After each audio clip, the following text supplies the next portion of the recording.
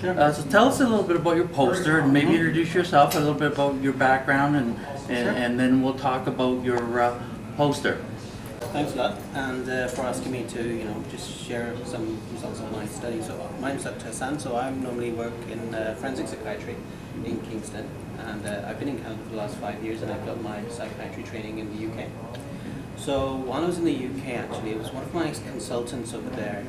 He used to do a clinic for psychiatrists and for physicians, and the question I asked him was, okay, what would we as psychiatrists do if we were to become mentally ill? We talk about stigma, and we talk about destigmatizing mental illness and bringing it in line with general medicine. Right. So then we asked that question. So I brought that same question here to Canada, and I asked that question to all the psychiatrists in Ontario. So it was over 1,200 psychiatrists, and we had a 40% response rate. Right, that was like 400 and something, correct? Just over 450, yeah, exactly. Okay. So we asked, and it was a simple question, and we didn't want it to make it too laborious, and just ask really 3 fundamental questions. Number 1, if you were to develop a mental illness as a psychiatrist, that would affect your day-to-day functioning, your interpersonal relationships, your work. Right. Who would you contact first? Okay. The second question was, if you felt that you needed outpatient treatment, right? What kind of outpatient setting would you prefer? Would you prefer a local setting? Would you prefer an out of area setting? And then we asked the third question: if you were to become ill to the degree that you needed inpatient treatment, where would you want inpatient treatment? Right. Would you want a local one, somewhere out of city? Would you want to go to a government hospital, or maybe even a private setting?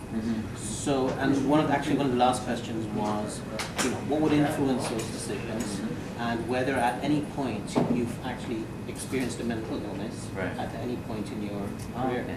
And actually, that was one of the interesting ones in which almost a third of psychiatrists have had mental illness at some point in Now, time. was it disclosed about mental illness or not? It was just broad, say mental It illness? was Or did you broad. yeah, it was broad. So you don't know whether it was, say, bipolar, depression, but That's right. probably though, with statistics, probably the majority would have been depression, most The likely. majority would be Probably, yeah.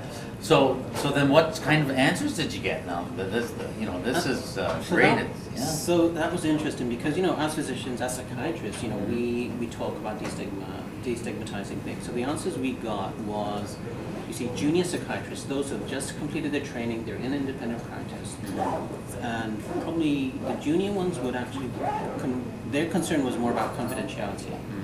So if they were to become mentally ill, their concern was predominantly that their records, and understandable, should be kept confidential. Right. However, the problem was they would choose confidentiality over quality of care. Right. Well, probably because a big reason of that is that you said it's they've been practicing for under 5 years, and they want a long career, and they probably thought the stigma would affect their career as in psychiatry. And that's right, and that's actually part of the difficulty as well, is because probably we as psychiatrists need to do a better job at marketing and educating our colleagues that it's okay to be ill. Right. It's not your fault to be ill. Yes. And if you do become ill, your licensing college, your colleagues, and your fraternity as a whole will support you. Yeah. Not the opposite, which is what people think.